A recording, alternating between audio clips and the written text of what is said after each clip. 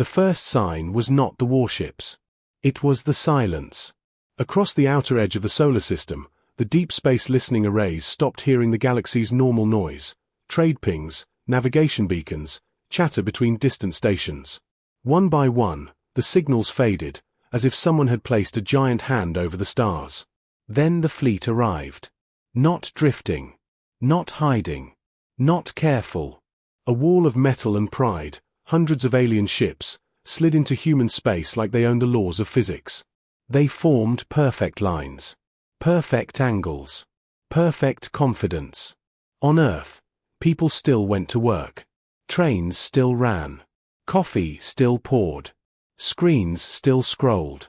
But under the calm, every human defense system woke up like a predator opening its eyes.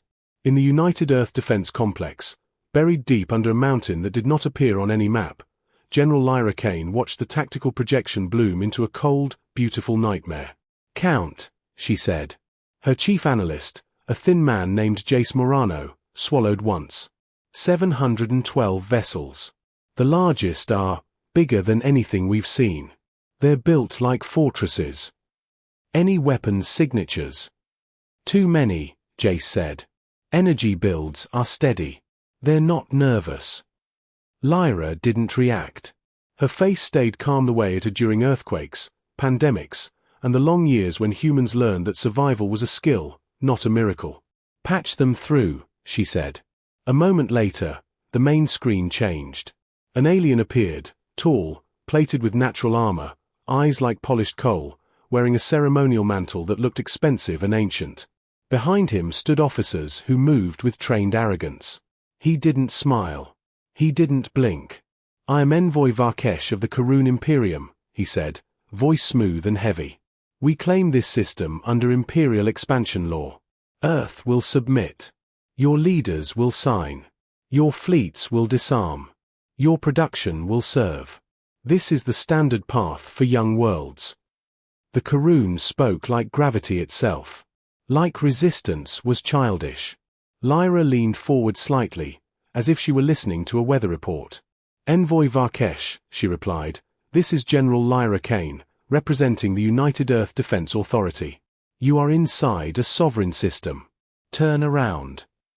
Varkesh's eyes narrowed, not in anger, more like surprise that the furniture had spoken. "You misunderstand," he said. "This is not a negotiation."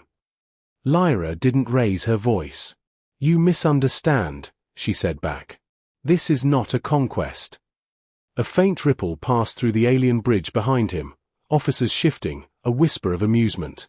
Varkesh lifted one clawed hand. "Your species is 2 centuries into space travel. That is nothing. We built our first empire before your kind learned to write." Lyra nodded once, like she accepted the fact. "Yes," she said. "You are older." She paused. She let the silence stretch long enough for the Imperium to feel it. "And you are still making the oldest mistake in the universe," she continued. "You think age is the same as wisdom." Varkesh's expression hardened. "Final chance. Submit." Lyra glanced to her right. A door opened quietly and a civilian walked in. No uniform, no medals, no dramatic entrance. Just a person carrying a simple tablet. Her name was Dr. Nadia Solberg. She looked like someone who slept too little and thought too much. Her eyes held the kind of calm that came from seeing terrible math and finishing it anyway. Lyra muted the channel. "Status?" the general asked. Nadia didn't sit. "They've deployed containment buoys," she said. "That's why the outer signals went quiet. They're building a net. If we wait, they'll choke the system. No trade. No escape. No outside eyes." Lyra's jaw tightened. "So they're not here just to win. They're here to erase the option of help." Nadia nodded. "Classic Imperium procedure. First you cut the throat. Then you offer bandages." Jace leaned closer. "Can we stop their net?" Nadia's gaze didn't move from the projection. "We can." Lyra studied her. "Cost?" Nadia hesitated. It was the only sign she was human. "Not our lives," she said. Something else. Lyra didn't ask what. Not yet. She unmuted the channel. Envoy Varkesh was still there, waiting like a judge waiting for a confession. Lyra's voice stayed simple. Earth's answer is no. A slow, deliberate pause. Leave, she said. Right now. Go home. Tell your Imperium that this system is closed. Varkesh stared as if he hadn't heard correctly. Then he released something that might have been a laugh, short, sharp, insulting. Closed, he repeated. You are a small world surrounded by a large galaxy. You do not get to close anything. Lyra didn't flinch. This is your final warning, she said, and every word was clean and measured. Do not fire. Do not land. Do not build your net. If you take one hostile action, you will lose your fleet. The alien officers behind Varkesh shifted again. That amused ripple came back, bigger now.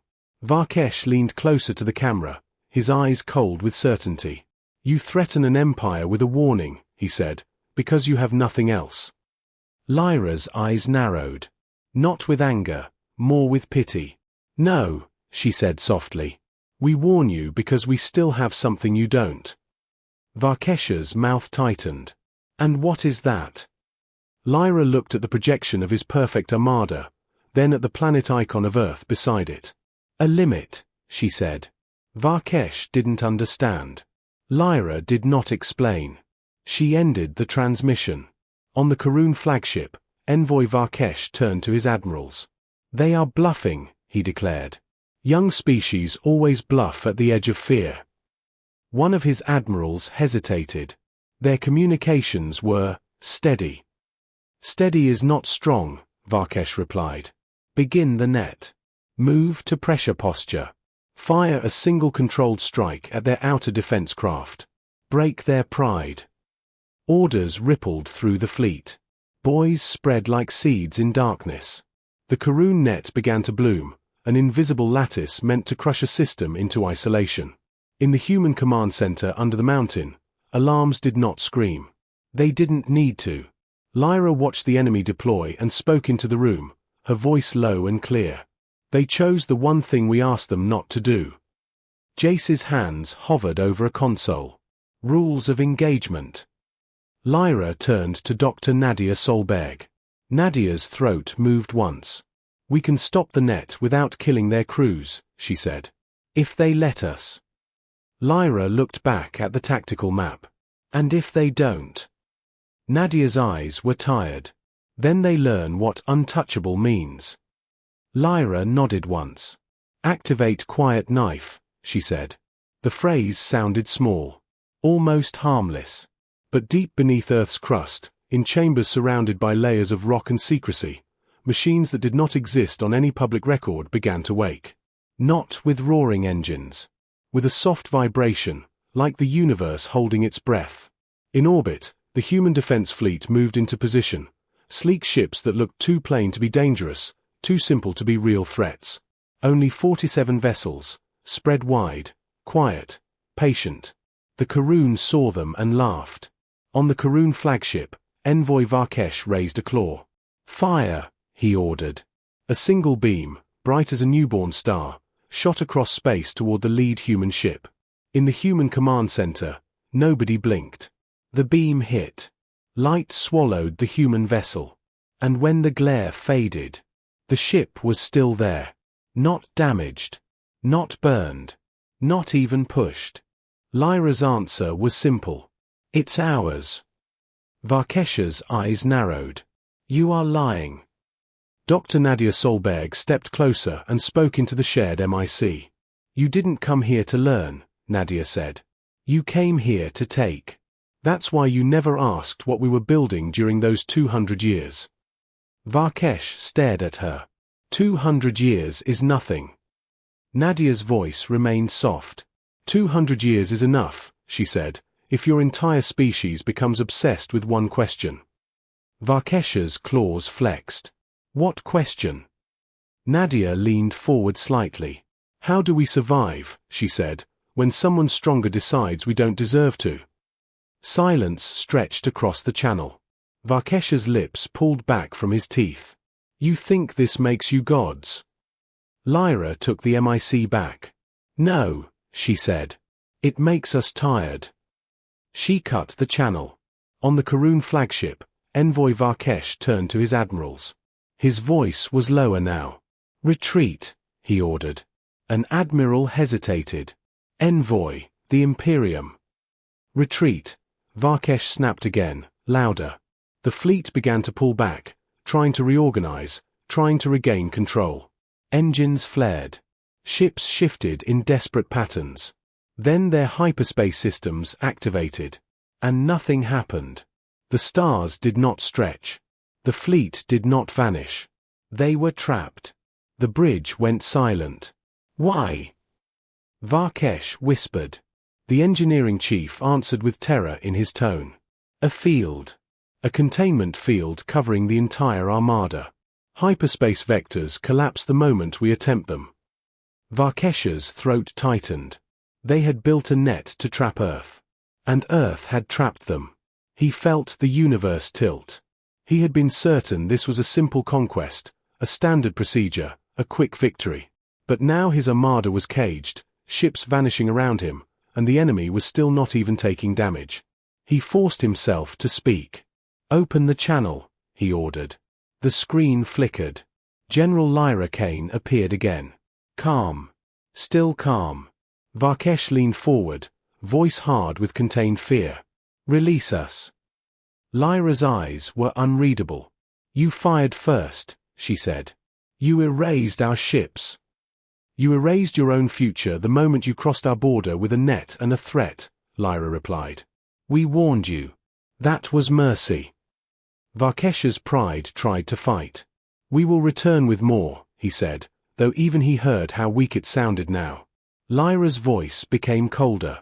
If you return, she said, there won't be anyone left to remember your empire.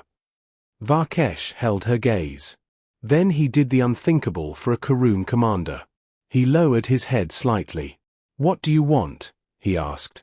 Lyra's answer was immediate. For you to leave, she said. Alive. And afraid enough to make sure no one else comes. Varkesh's eyes sharpened. You could destroy us all, he said. Why spare us? Lyra's voice softened, but the softness wasn't kindness. It was truth.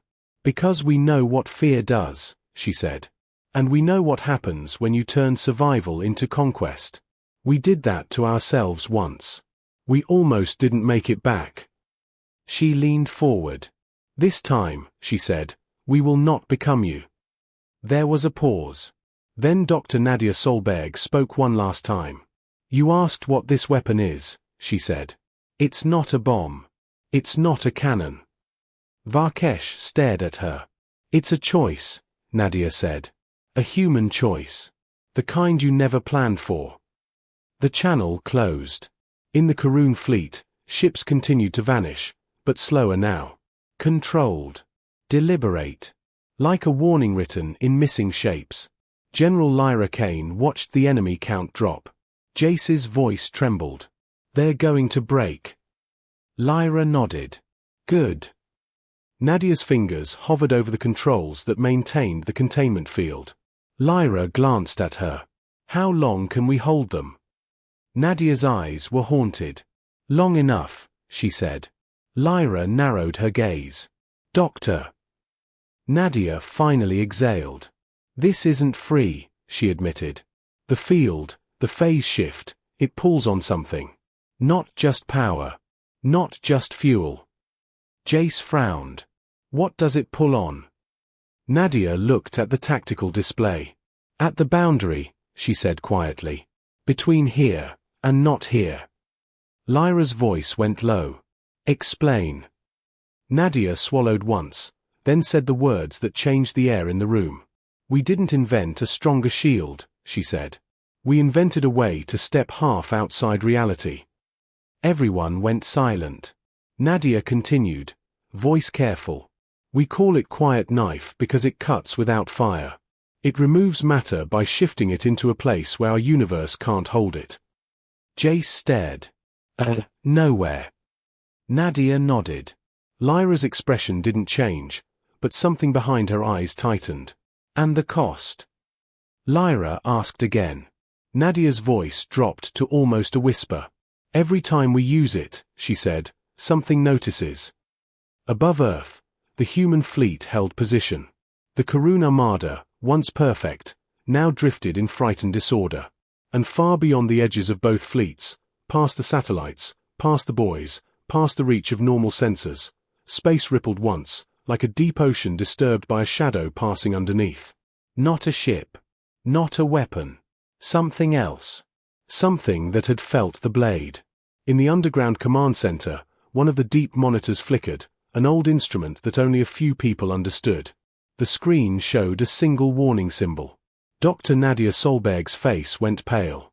Lyra noticed instantly. What is it? Nadia's voice was tight. The boundary is reacting, she said. Jace stepped closer. Meaning? Nadia swallowed. Meaning, she said, the galaxy didn't just see us stop an empire. She looked up at Lyra, eyes full of grim certainty. It saw how, she whispered. And now, it's waking up.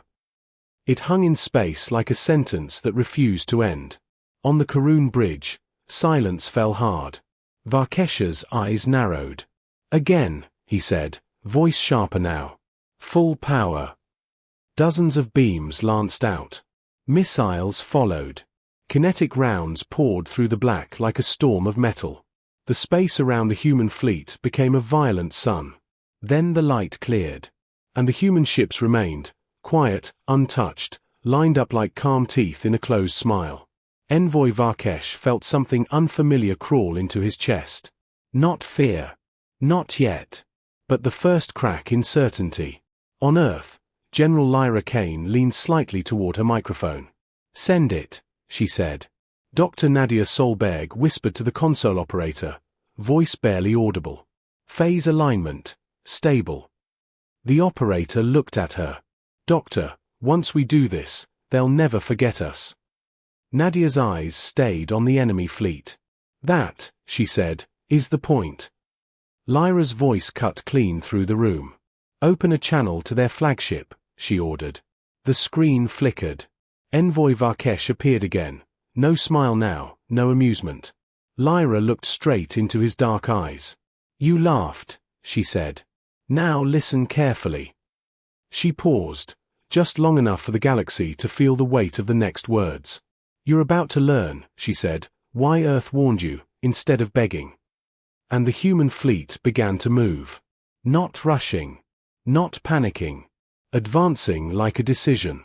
The Karun fleet had every advantage that mattered on paper. Numbers. Size. Range. Reputation.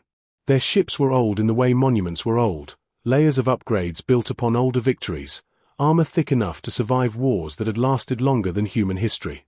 Their crews stood tall with the confidence of a species that had never been made to feel small. But as the human ships advanced without fear, something changed in the Karun formation. Not in their engines. In their minds. Envoy Varkesh watched the plain-looking human vessels glide closer. There were no banners. No glowing blades of energy. No proud display. Just dark metal shapes, moving with calm purpose. He turned to his tactical officer. Why are they not firing? The officer's frills twitched. They are waiting. Waiting for what? The officer's claws tightened around the console. Unknown. That was the first time the Karun bridge had admitted it. Unknown. Varkesh's pride hated the word. Bring up their ship readings, he ordered. I want shield levels, engine output, weapon charges.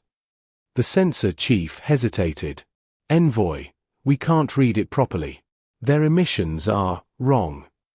Wrong how? They aren't hiding, the chief said, voice tense. But their signatures don't match any known technology. It's like they're present, but not fully present. A cold wave passed through Varkesh's spine.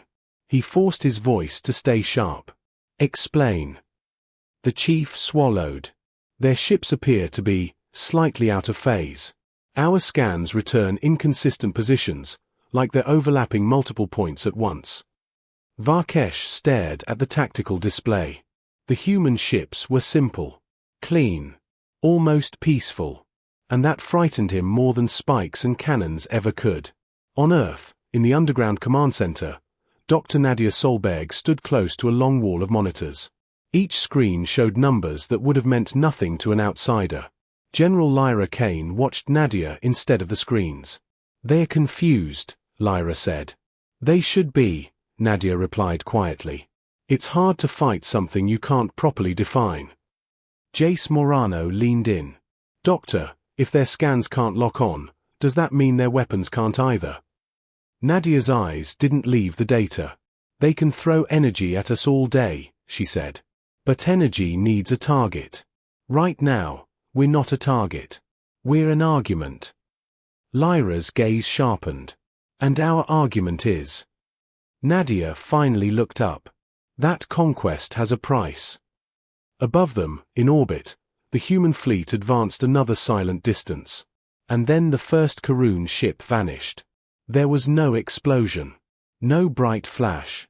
No debris cloud. One moment it existed, a heavy cruiser near the centerline, marked with command colors. The next moment the space it had occupied was empty. Like the ship had been erased from the universe. On the Karun flagship, panic struck like a physical blow. "Report." Varkesh snapped. The tactical officer's voice shook. "The cruiser is gone. No heat. No fragments. No emergency beacons. Nothing." "Destroyed by what?" "We didn't detect any incoming attack." A second ship disappeared. Then a third. The Karun formation wavered. Admirals began shouting over each other. Officers threw commands at their consoles like prayers. Varkesh raised his voice. "Hold formation," he roared. "This is a trick. Deploy countermeasures. Blanket the zone with subspace interference. I want nets and mines, anything." "But Envoy," the sensor chief pleaded, "we can't see the weapon." "Then we will punish the entire space until the weapon reveals itself." The fleet obeyed. Karun ships began firing wide-area disruption pulses, violent waves meant to scramble stealth fields and collapse exotic shielding. The pulses rolled through the darkness like invisible thunder. On the human ships, nothing changed. They continued forward. And the disappearances continued. A destroyer near the left flank vanished. A carrier near the rear vanished. Then something worse happened. A ship at the very edge of the Karun net, one of the buoy layers, did not vanish. Instead, it folded. The human crews watching through their sensors saw it happen in a way their brains struggled to accept. The alien ship bent inward, as if space itself grabbed it like cloth and twisted. Its hull did not break. It simply compressed. Then it was gone. Jace stared at the readouts, his mouth dry. That shouldn't be possible." Nadia's voice was calm, but there was steel under it. Possible is a word people use when they don't understand the math yet. General Lyra Kane didn't blink. "How many?" Jace checked the count. 46 Karun ships removed. Lyra nodded once. "Send the message again." A channel opened. Envoy Varkesh's face filled the screen. The confidence was still there, but cracked. His eyes moved too much now, tracking imaginary threats. Lyra spoke the way a person spoke near a cliff. "Stop building your net," she said. "Turn around." Varkesh's jaw tightened. "What is this? Some forbidden weapon? Some ancient relic you found?" Lyra did not smile. "No." "Then how?" The galaxy did not respond to fear the way humans expected. It responded with interest. Within weeks of the Karun retreat, signals began appearing at the edges of human space. Not war fleets. Not probes trying to sneak in. These were clean, polite transmissions, carefully structured, translated into dozens of human languages, and filled with friendly tones. Greetings. Opportunities. Mutual benefit. The first ships arrived without weapons powered. Their hulls were bright, reflective, almost decorative. They carried banners instead of cannons, merchant seals instead of threat codes. They called themselves the Lyran Trade Accord. On Earth, General Lyra Kane watched the arrival from the same underground command center. The war tension had faded, but the room felt heavier than before. They waited, Jace Morano said. Long enough for the shock to spread. Lyra nodded. Predators don't always rush. Some circle. Dr. Nadia Solberg stood near the back, arms crossed. Since the battle, she had slept very little. Her mind stayed half in equations, half in unease. They aren't here to fight, Nadia said. They're here to own. Lyra glanced at her.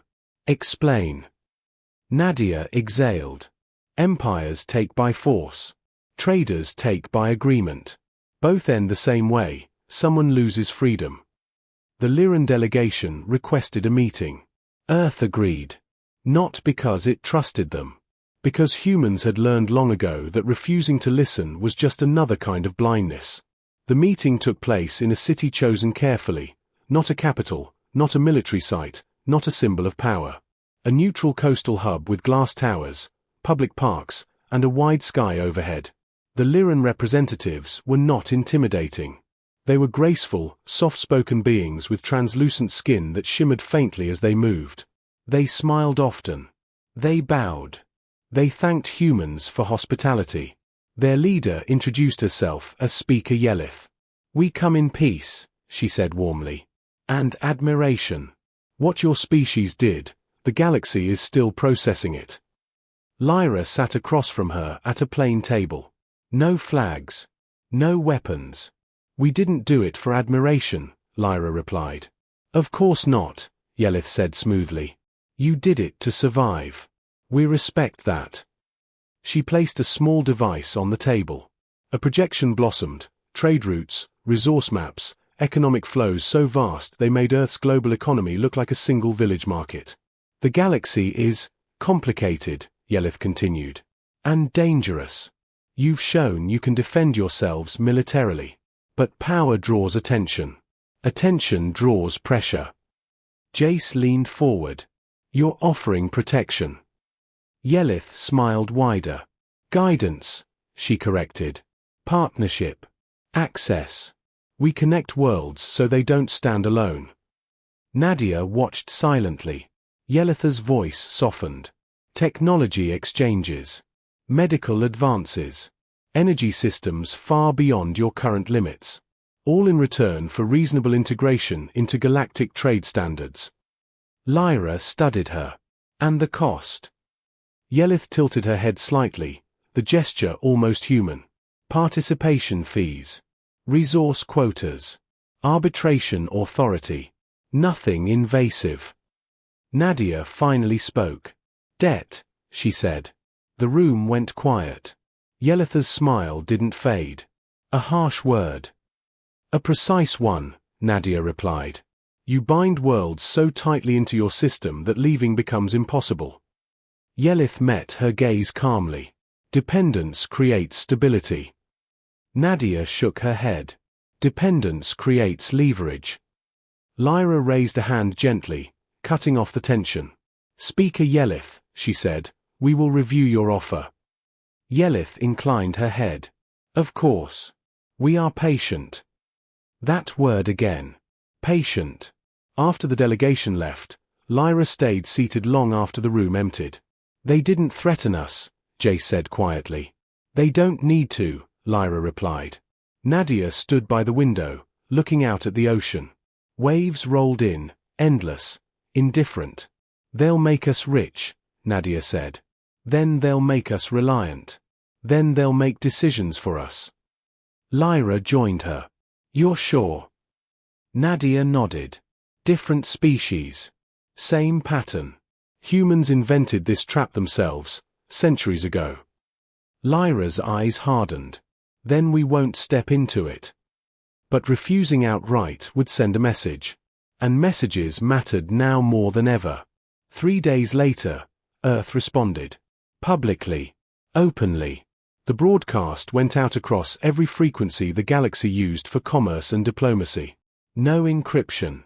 No posturing. General Lyra Kane stood alone before the camera. "We acknowledge the interest of galactic trade groups," she said.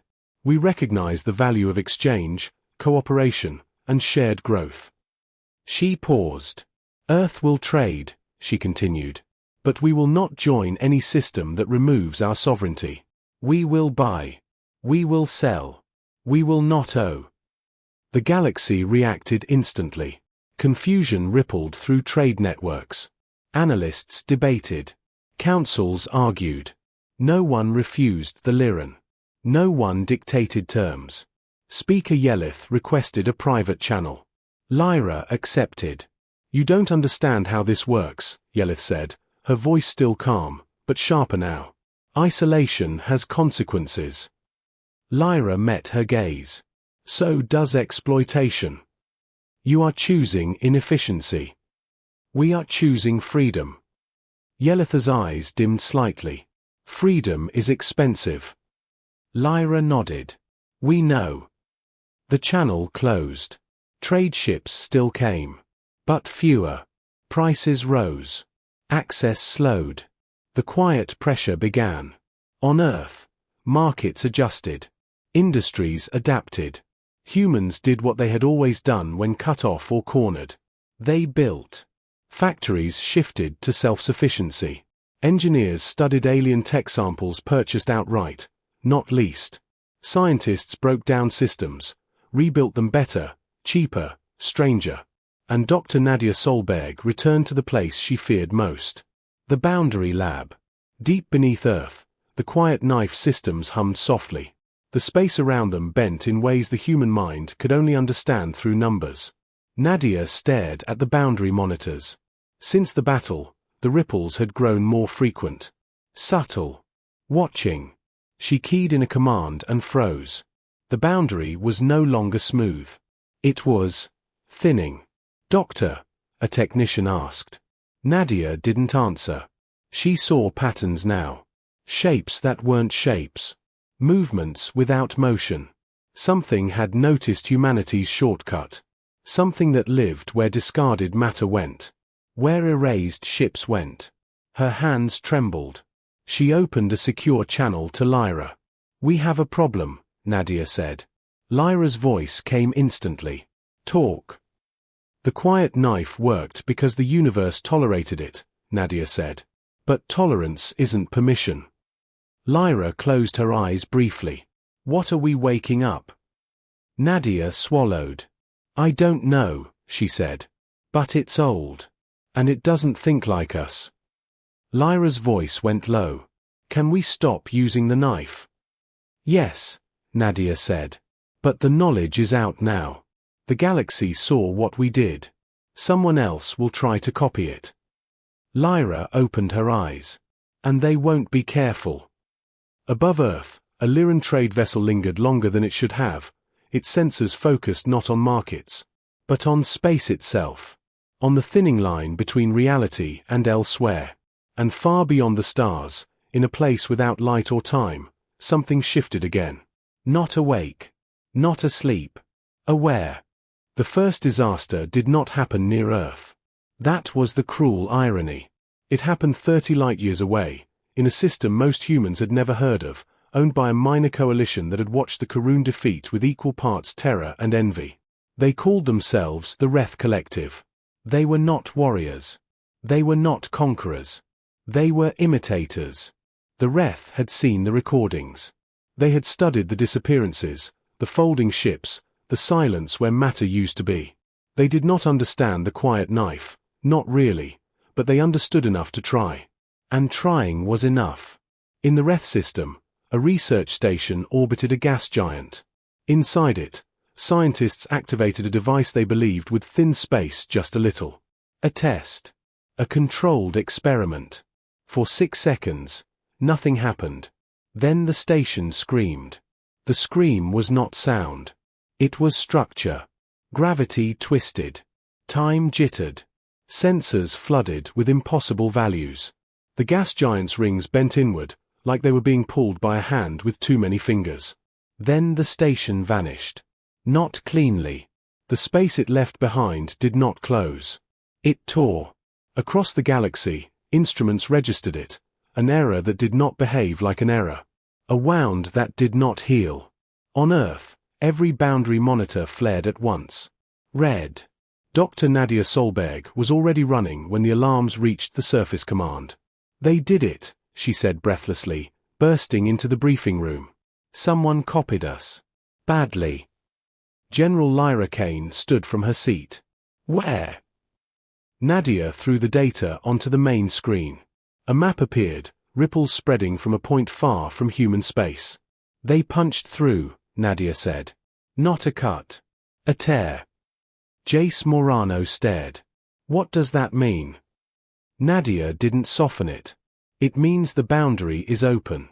And whatever's on the other side can feel us clearly now. The room went quiet. Lyra folded her arms. Is it coming? Nadia hesitated. It already has, she said. Reports poured in from across the galaxy. Navigation failures. Sensor ghosts. Ships that arrived before they left. Crews reporting whispers in static. Shadows where stars should be. Trade routes collapsed overnight, not from war, but from fear. The Lyran Trade Accord sent an urgent message. So did 5 empires. So did the Karun Imperium. Envoy Varkesh's face appeared on the screen again, older somehow. You must help us, he said. No pride left. Only survival. Lyra met his eyes. Why would we? Varkesh did not hesitate. Because this is your fault, he said. And because you are the only ones who understand it. Lyra turned to Nadia. Nadia nodded slowly. He's not wrong. Lyra exhaled. The weight of leadership settled heavy on her shoulders. Open a full galactic channel, she ordered. Everyone listens. The broadcast reached worlds that had never spoken to each other. Enemies. Rivals. Predators and prey. Lyra's voice carried steady across the stars. We warned you, she said. What we used was not a weapon to copy. It was a decision we took with full knowledge of the risk. She paused. You tried to steal power without understanding the cost, she continued. Now the cost is coming due. A dozen species spoke at once. Demands. Accusations. Fear. Lyra raised her voice just enough to cut through. This ends one of 2 ways, she said. Either we fix it together, or the galaxy learns what happens when reality gives up. Silence followed. Then a voice none of them expected. Speaker Yelith of the Lyran. We will cooperate, she said. Not because we trust you, but because our markets cannot exist in a broken universe. Others followed. Reluctantly. Desperately. Earth became the center, not of an empire, but of coordination. In the Boundary Lab, Nadia worked without rest. Teams of human scientists stood beside alien engineers, translating math into survival. The tear is growing, one analyst said. Slowly. Nadia nodded. Because it's feeding. On what? She didn't answer immediately. On discarded possibility, she said finally. Every time we erased something, it went somewhere. Now that somewhere is pushing back. Lyra watched from behind the glass. Can we close it? Nadia's hands trembled over the controls. Yes, she said. But not the way you want. Lyra's voice was quiet. Tell me. Nadia turned. To seal it, we need to reverse the phase, she said. Not erase matter, anchor it. Force reality to commit. And the cost? Nadia swallowed. No more quiet knife. Ever. And something else. Lyra waited. It has to be done from inside the boundary, Nadia said. Jace's breath caught. Inside, the tear. Nadia nodded. The equations demand a reference point. A human one. Lyra stepped forward. You're not going. Nadia met her gaze. I'm the only one who can. Lyra shook her head once. We'll find another way. Nadia smiled faintly. That's the most human answer you could give. Outside, the tear pulsed again. A dark wave rolled through nearby space, distorting stars like reflections in broken glass. Time was running out. Nadia placed a small data core on the table. "This contains everything," she said. "If I don't come back, don't try again." Lyra's jaw tightened. "You're asking us to let you walk into nowhere." Nadia's voice was steady. "I'm asking you to let humanity finish what it started." Lyra closed her eyes. Then she nodded. The insertion craft was small, unarmed, quiet. As it approached the tear, sensors failed one by one. Inside, Nadia felt pressure, not physical, but conceptual. Like reality arguing with itself. She activated the anchor. The universe screamed. Not in sound. In resistance. On Earth, every monitor spiked. Then, slowly, the tear began to close. Space stitched itself back together, thread by invisible thread. And then, silence. The anchor went dark. The craft was gone. For a long moment, no one spoke. Then a single signal appeared. Weak. Human. Nadia's voice crackled through, strained but alive. "It worked," she whispered. "And Lyra, don't let them forget this." The channel cut. The tear was gone. The galaxy breathed again. But nothing was the same. Earth was no longer just untouchable. It was responsible. And somewhere, deep beyond perception, something ancient withdrew, not defeated, not destroyed. But aware. Waiting. The galaxy did not celebrate. That surprised many species. When the tear closed, when the impossible distortion faded and the stars returned to their familiar places, there were no great songs, no festivals, no declarations of triumph. Trade lanes reopened slowly. Fleets returned to cautious patrols. Governments issued careful statements filled with neutral words. Relief, it turned out, was quiet. On Earth, there were no parades either. General Lyra Kane stood alone in the observation chamber, watching the planet turn beneath her. Clouds moved. Oceans reflected sunlight. Life continued, unaware of how close reality itself had come to breaking. Dr. Nadia Solberg survived. But she did not return unchanged. When her craft emerged weeks later, pulled back by forces no one fully understood, she was thinner, quieter. Her eyes sometimes focused on things that weren't there. She spoke less, listened more. When Lyra finally sat with her in a private room, neither woman rushed to speak. "You saw it," Lyra said at last. Nadia nodded slowly. "Not all of it. Just enough." "What was it?" Nadia took a long breath. "Not a monster. Not a god. More like a consequence. A place where discarded things go. Ideas. Matter. Possibilities that were cut away." Lyra frowned. "And it noticed us." "Yes," Nadia said. "Because we were careless. We treated reality like a tool." Lyra looked down. "Will it come back?" Nadia shook her head. "Not the same way. We closed the door. But it remembers the shape of our hand." That answer settled heavily between them. Across the galaxy, councils met in emergency sessions that stretched into weeks. The Karun Imperium formally withdrew from expansion. The Lyran Trade Accord rewrote entire sections of their contracts, suddenly cautious of leverage that could provoke resistance. Earth was invited to lead. Earth refused. Instead, humans proposed something no one expected. A standard. Not a law. Not an empire. A rule so simple it unsettled the galaxy. No species would use boundary technology. No one would erase matter as a weapon. No shortcuts through reality. Violations would not be punished by fleets.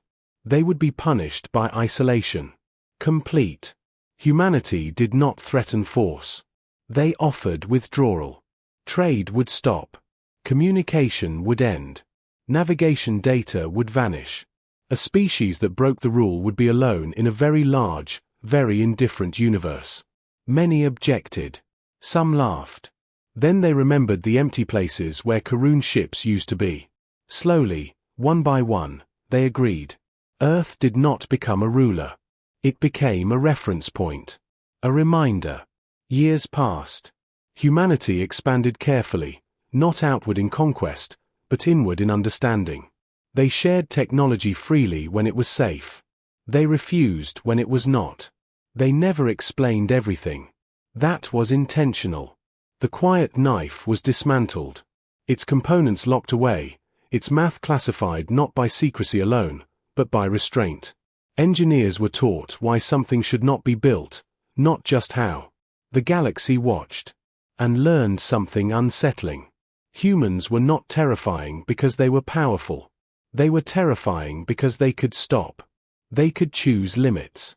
They could look at absolute victory and decide it wasn't worth the cost. In private discussions, alien leaders asked the same question again and again. Why? Why not rule, when you could? Why not dominate, when no one could stop you? A human philosopher answered it best, in a message that spread quietly across networks. Because we tried that once, it said. On our own world. And almost didn't survive ourselves. The memory of that truth shaped everything humans did next. Far beyond known space, where the universe grew thin again, something watched. It did not hate humanity. It did not fear them. It respected the scar. The place where humans had touched the boundary and then stepped back. In time, new civilizations would rise. New ambitions would flare. Someone would be tempted again to cut corners through reality. And when they did, they would hear the same story told in 100 languages. About a small blue planet. About a final warning that was ignored. About an empire that laughed. And about the day the galaxy learned that humanity's greatest weapon was not destruction, but the discipline to say, no further.